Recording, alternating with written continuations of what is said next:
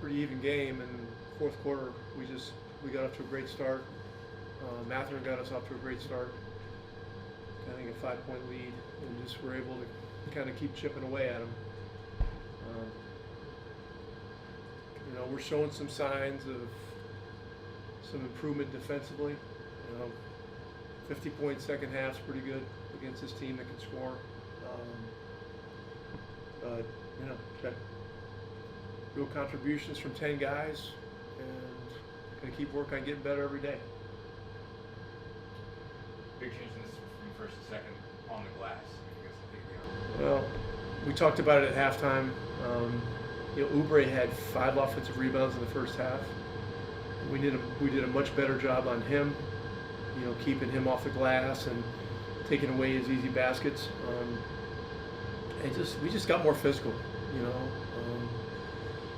When you're sitting on a 3 out of 4 win streak at home for 3 days, sometimes it's hard to keep an edge. We didn't get off to a great start in the game, but our focus and concentration improved as the game went on, and there were a lot of important parts of the run at the end of this first half. Was huge. We had a 5 or 6-0 run to cut it to 3, and it had been we'd been down by as many as 12 or 13, I think. So that was big when Buddy had the lay-in, gave us some momentum, and then and I thought the Myles Ty pick and roll combination really was effective. I think Myles had 5 or 5 dunks. Just those guys made a lot of good things happen. Myles, I think this is 4th straight double-double matches, like kind of a career high consecutively. Again, it seems like it just keeps coming back to him doing the simple things again. Is that just how he's just getting this consistency by just keep doing exactly what he does? The message to our whole team is dominate the simple. Like a great example of that tonight was O'Shea versus Brissett. He just was workmanlike out there. He was on point with every defensive assignment. He was crashing at exactly the right times. He had 2 or 3 open looks at threes, knocked them in, got to the free throw line one time. I mean, those are winning plays, and so we got some guys, younger guys that are learning what this is all about. We're such a culture that's so focused on stats and highlights and points that developing a culture with a young team of doing the right things can be challenging, but we have guys that are willing to listen, and they adjust, and they're being held accountable by their teammates and the coaching staff, and so we're making some progress. It's not going to happen overnight, but we're seeing some good things. How valuable for that is that for them when they get down? I mean, again, they had 13-point deficit the other night. They had 13-point deficit tonight. They end up with double-digit wins. Does dominating the simple make it easy for them to not get look at those deficits as bigger than they are? The key thing for us is defensive rebounding. When we do our assignments defensively and crash the defensive boards hard, so many good things happen. The other thing that happened in this game that we adjusted well to was, we were a 1 or 2 pass shot team in the first half, and in the second half, worked the game much better. Got into the 3rd, 4th pass, the 2nd and 3rd action, and it just makes a world of difference in terms of putting pressure on their defense. With Andrew obviously draws up a pretty tough assignment with Melo. I think he was plus 20 tonight. He was 5 of 6 from the field. Just what do you like what he did in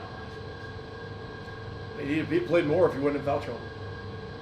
This is where you get a young player with wisdom beyond his years, toughness, a feel for the game, and a ball mover and an energy giver. I mean, that guy can contribute. On our team right now, he happens to be starting because he's earned the opportunity, and we talked about the playmaking aspect before the game. If you can keep multiple playmakers in the game, it's huge in this league. But again, I go back to the beginning of the fourth.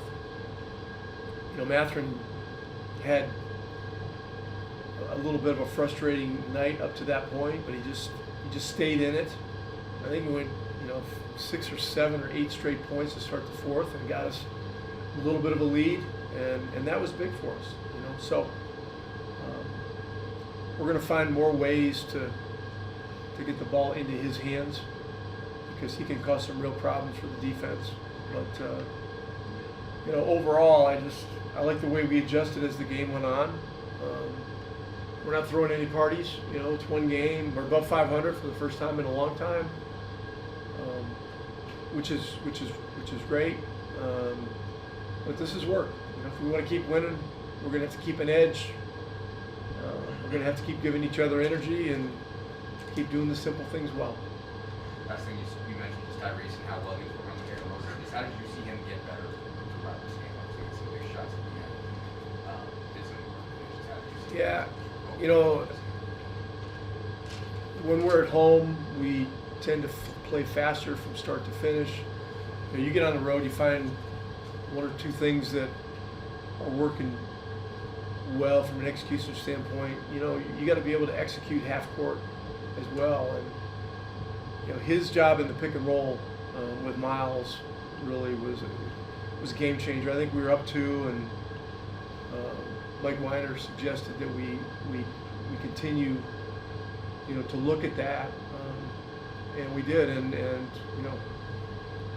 Ty just kept delivering. He kept delivering passes for dunks, or plays to get guys shots, and he hit a huge 3 in front of their bench, which was probably the shot that sealed the game.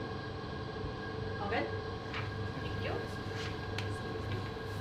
Thank you. Yeah, I'm on. Awesome fucking movie. But anyway, you guys got killed in the last in the first half, and you beat them, I think, 11-3 in the fourth. What did you guys just change as far as maybe getting more giving up offensive rebounds? I think just playing with aggressiveness, finishing possessions, just doing the little things that it takes to win a game.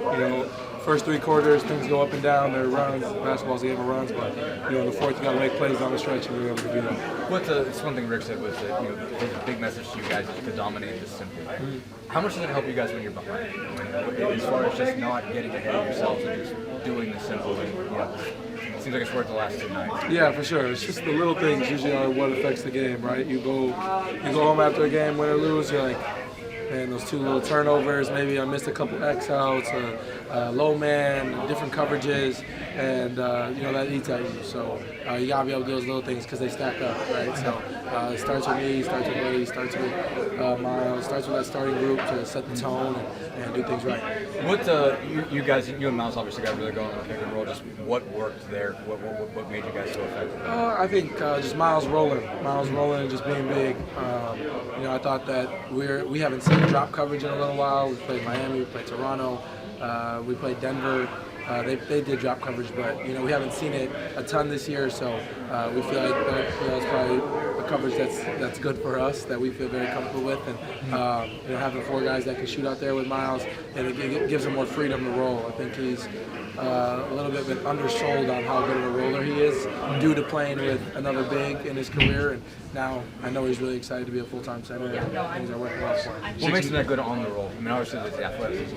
When they're playing drop, why do you look at that and say, we got this? I just feel like I feel like I'm good in the in-between game. I feel like I'm good shooting 3 if he holds the screen. I think what makes him so good is his touch, his feel, and understanding timing and different things like that. He's got a high IQ as well.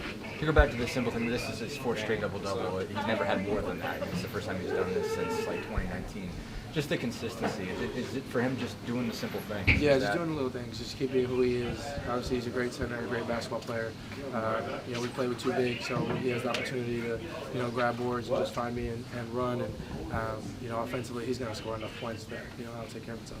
Is it? I mean, just how much do you think it's helping that you're rewarding him, basically? Whatever he does, he seems to get rewarded for. Yeah, I think that's just basketball, though. Being a point guard, right? You got to reward your guys for doing the little things, for doing the dirty work. Not only your bigs, but your guards too. When they help you, you got to reward them. You know, with whether you want to set for them, getting them the ball in different spots.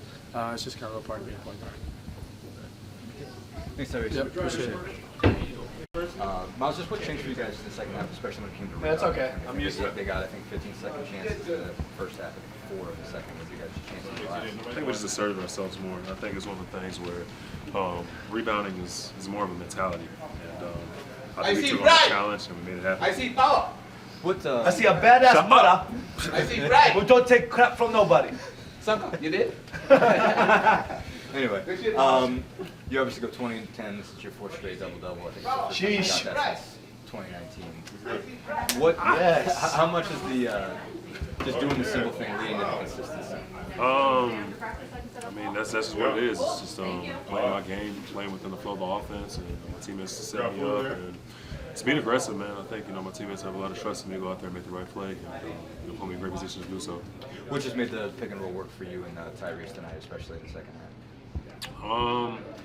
Same thing. Just being aggressive, making the right read. Tyrese is going to set me up. I know that. I know if I get to the right spots, he's going to deliver it, and that's all that was. Just reading the defense and getting to make the right plays. You said the biggest thing was seeing drop coverage. You just knew you guys were going to dominate that. How do you think that plays to your strengths and plays to the two of your strengths? It's because I'm a dual threat. I can pick and pop and pull that guy out or dive straight to the rim, put pressure on the rim, and I said Tyrese gonna make the right play, so it just makes my job a lot easier. This obviously back-to-back games where you guys have been down double figures in the first half and come back in the second. What's working for this group's mentality right now that it can shake off, a shaky start and kind of get right back in? It's not ideal, but it's good to be battle tested early in the season like that. There's gonna be times in the playoffs where stuff like that happens, and with a group that doesn't have that playoff experience, you got to be able to get that type of feel early in the year. So, it's not ideal to be in those positions, but to come out of them, we prevail. It just shows to the toughness of this group and our mentality. How we're able to just kind of flip that switch when need be. I think when Rick said, and I'll let you go on this one, but he said the biggest message he has to you guys as a team is dominate the symbol. Does that keep you guys from seeing a deficit as too big when you just think of, okay, just do this little thing, change these little things and get better? Does that help the mentality when you guys are just thinking about making simple plays and not kind of trying to play outside of yourself? Yeah, I just think that I think it's our mentality more than anything. We can say dominate the simple. We can say we put the schematics in there, but I think it's more a matter of you got to have the disposition to go out there and to get it done. And I think that our young guys are getting the chance to play early and see the situations and build that mentality. So it's huge for them. Appreciate it.